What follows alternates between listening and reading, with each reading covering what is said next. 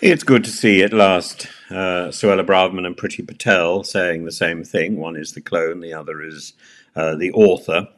And this has been the case for a long time. So there we are. Priti Patel has said, in the wake of the attack, the suspected attack by Abdul Zaidi, the actual attack, but he is the suspected assailant. And 35-year-old former Afghani national who had twice claimed for asylum in the UK and then adopted Christianity, which left him potentially vulnerable to persecution should he go back to Afghanistan.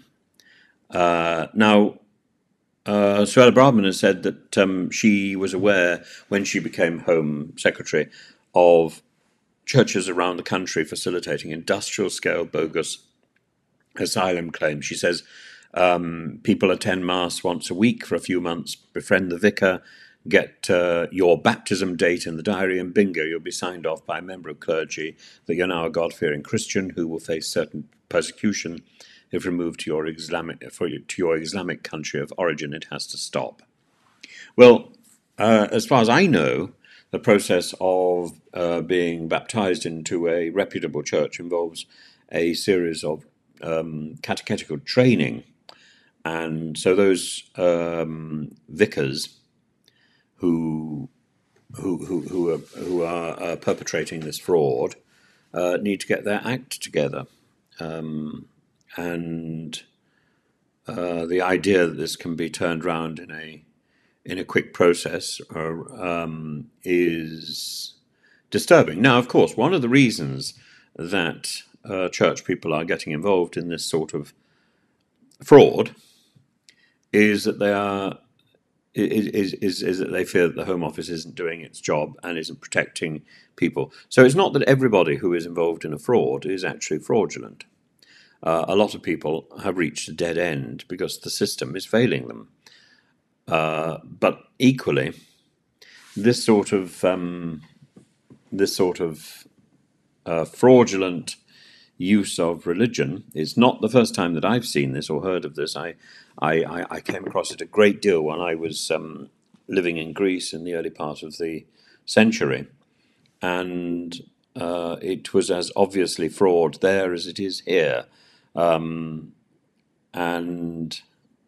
Priti Patel has said in this particular case, Al Swedman's case, for example, and other examples where Christian conversion is involved, it is right that those cases are scrutinised and there is a degree of honesty in establishments, including the Church of England, as to what their motivations were. It's no coincidence that religious leaders are constantly speaking out against any reforms and work introduced by us as conservatives in this area. So that's the point at which it becomes a fallacious argument, I'm afraid.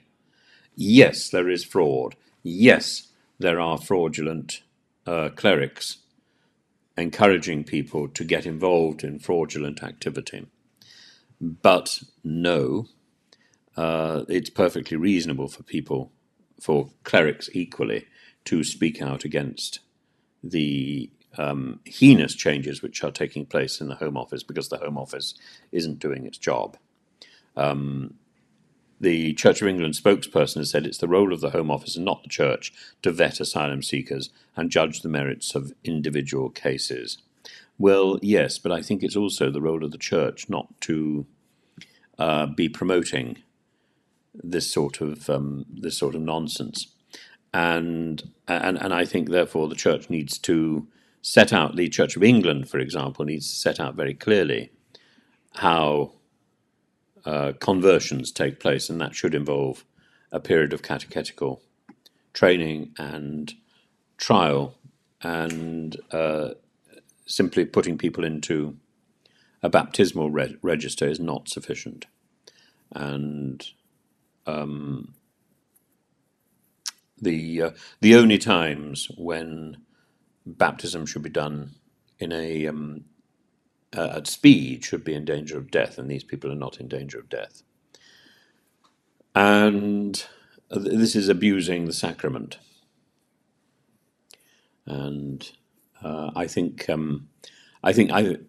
was going to say I think when it comes to the more legitimate churches like the Catholic Church and the Orthodox churches wouldn't take place, but I'm afraid I have seen it with my own eyes taking place in the Orthodox Church in Greece, so I know it takes place. And I believe it takes place in Russia as well.